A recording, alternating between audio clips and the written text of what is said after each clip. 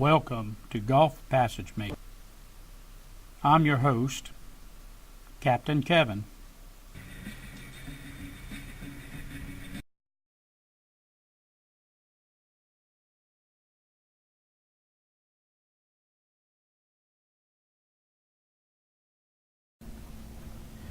Marine broadcasts such as weather are done in Zulu or UTC time. UTC means Universal Coordinated Time. Zulu time refers to the zero meridian. It is important that you keep track of Zulu time so you don't miss weather broadcasts. You also want to go to the NOAA website and get current information on their HF weather broadcast schedule. Don't use other sites as they may not be up to date. Let's talk about provisioning. You want to carry enough food that does not require refrigeration to feed everybody for the entire trip. This is because refrigerators do break down. On a trip from Pascagoula to Corpus Christi, we lost our refrigeration several days out. And by the time we found out that it was broken, everything in the ice box was engine room warm. But we did have enough dry food to get us the rest of the way across, so that's very important to consider. You'll want to pack food that packs a lot of energy in a small package.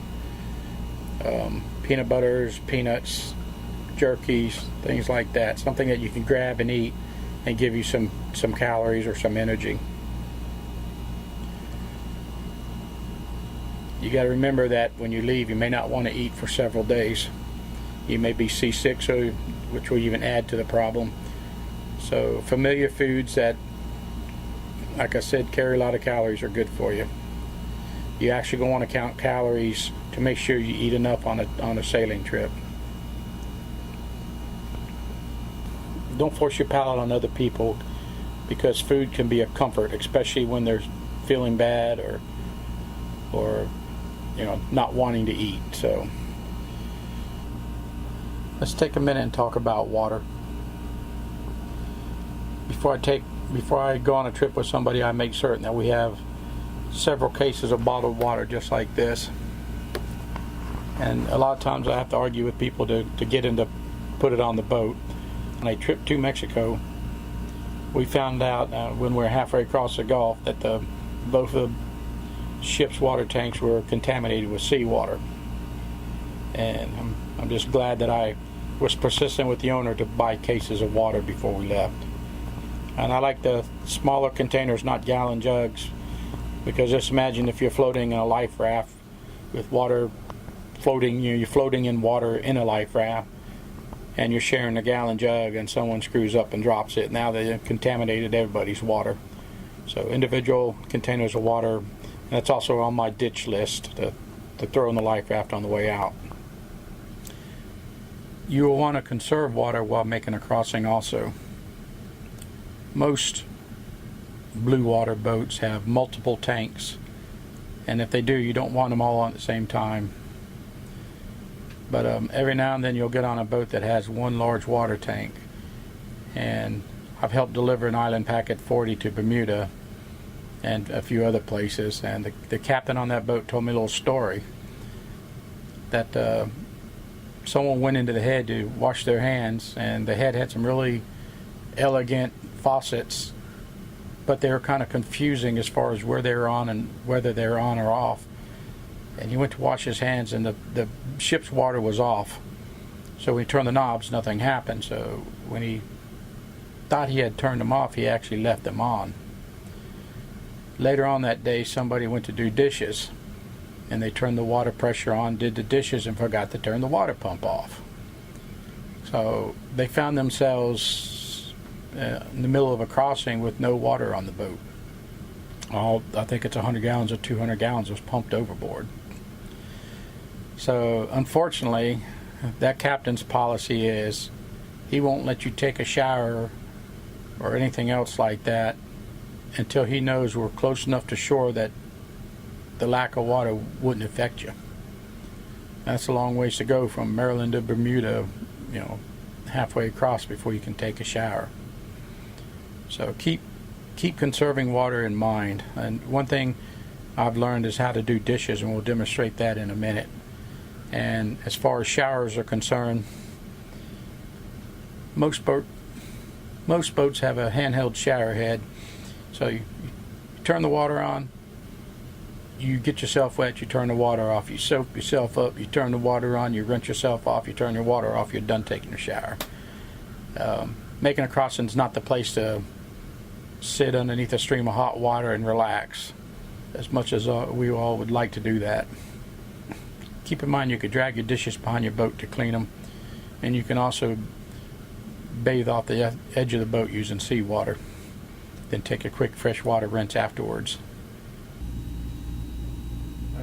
Let's take a minute to show you how we do dishes offshore. It's pretty simple. We turn our water on just a very small trickle.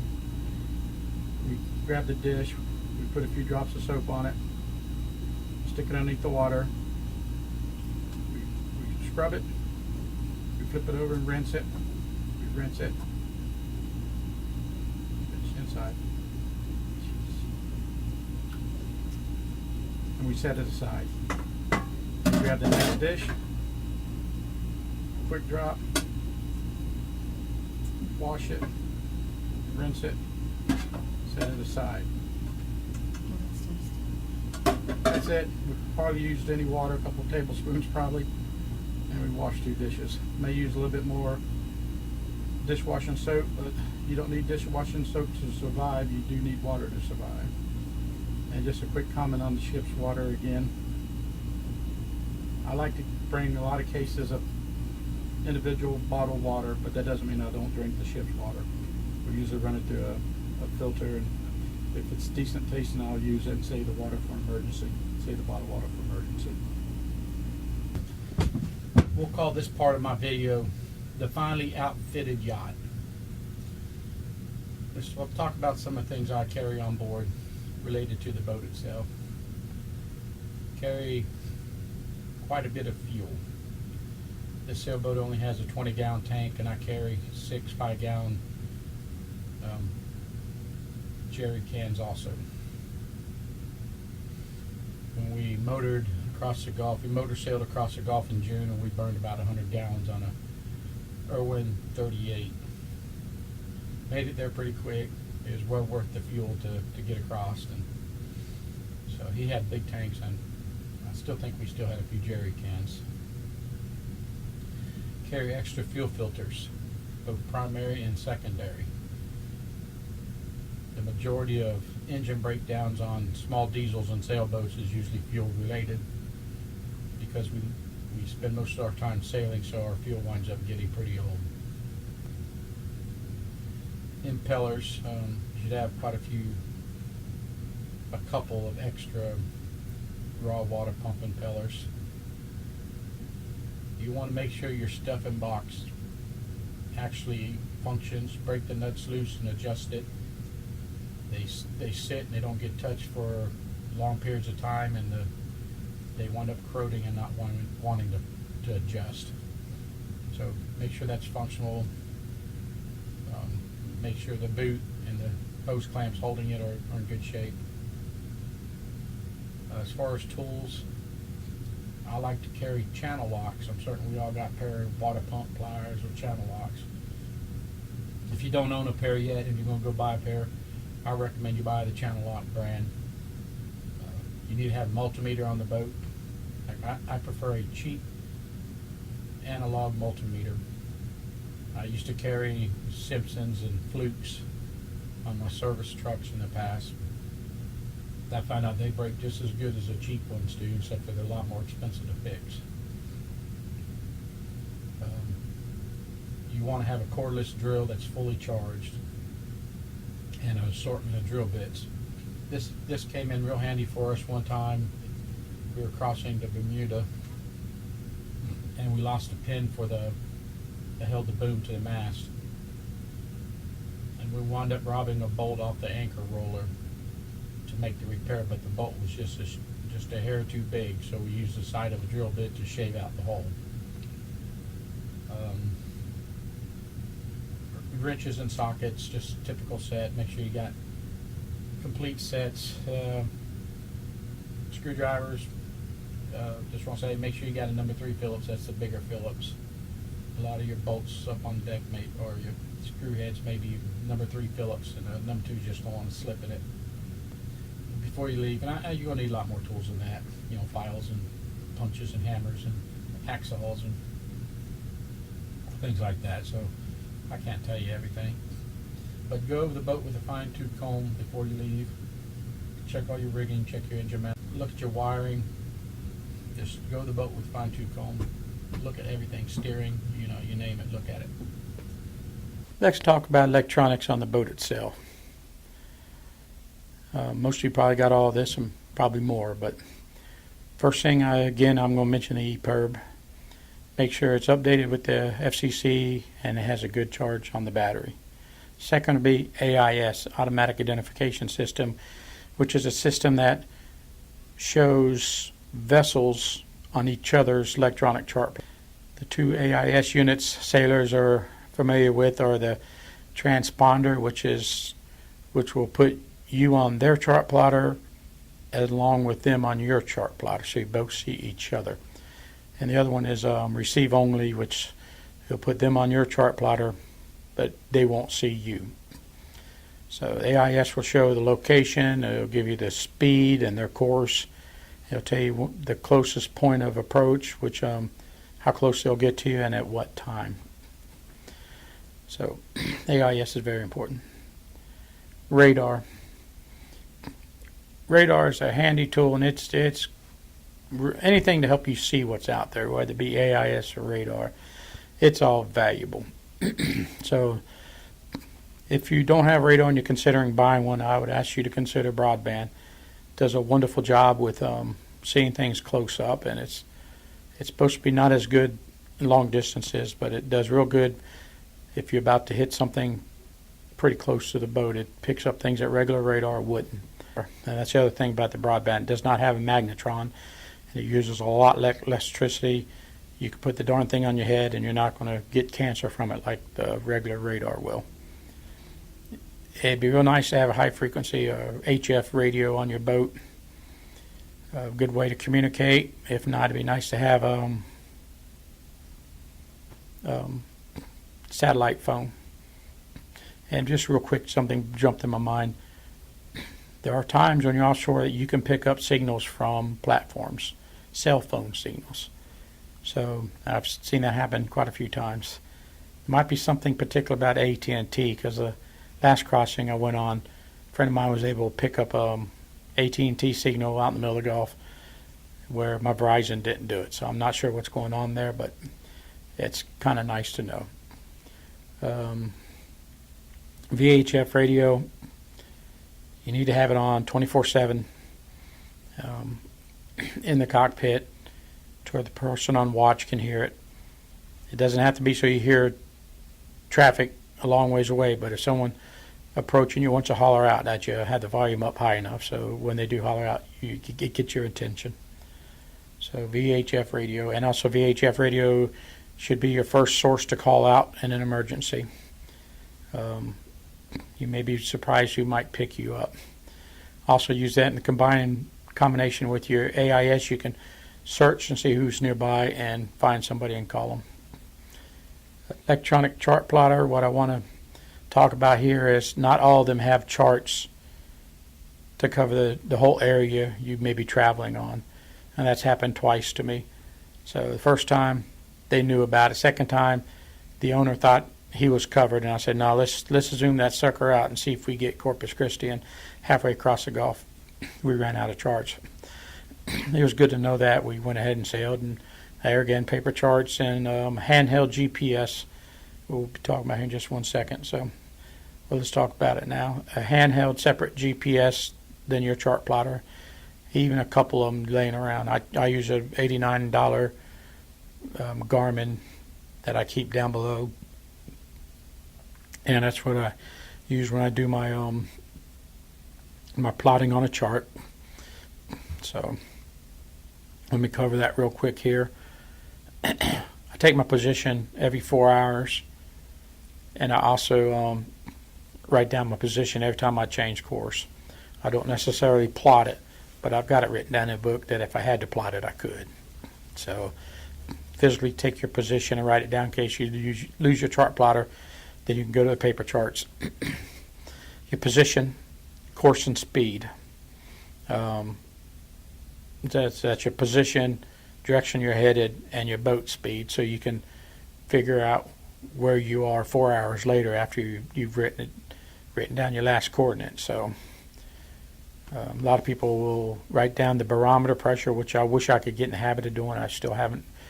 And then the weather conditions around them, so as weather changes, they can be better abreast of what's going on. And the last thing will be, and the other good thing about the handheld chart plotter is, if you had to ditch, you ditch with it and the VHF. It's very possible you can, if you see a ship off in the horizon, which the superstructure of ship's quite tall, so even though you're at water level, you may be able to see them quite a ways off. So you can holler out to them and give your coordinates off your GPS. So binoculars. It's not electronics, but a good set of binoculars and a handheld compass wouldn't hurt either, or binoculars with a compass. And the last thing is autopilot. Make sure autopilot's working before you leave. When I went from Corpus across to Tampa in June, the owner was pretty certain he had a working autopilot, because when I went across the Corpus Christi Bay, he used it the whole way and it worked fine. Problem is, his boat was balanced out real nice and the autopilot wasn't working at all. So when we tried to go out in the Lydian Channel and adjust the autopilot to do different things, we found out it didn't work at all. So we went back to the marina, spent an extra day there, and we were able to repair it, and it made that 5-day trip across the Gulf quite nice. Never touched the wheel. Anyways, that would be it for electronics on the boat. I've been wanting to talk about decorum on a boat, but I'm having a hard time finding what to say. So let me wing through this. You want your crew to be happy and everybody working together while you're sailing offshore. And one way to accomplish that would be to set who's in charge and who does what, and when the watches are beforehand.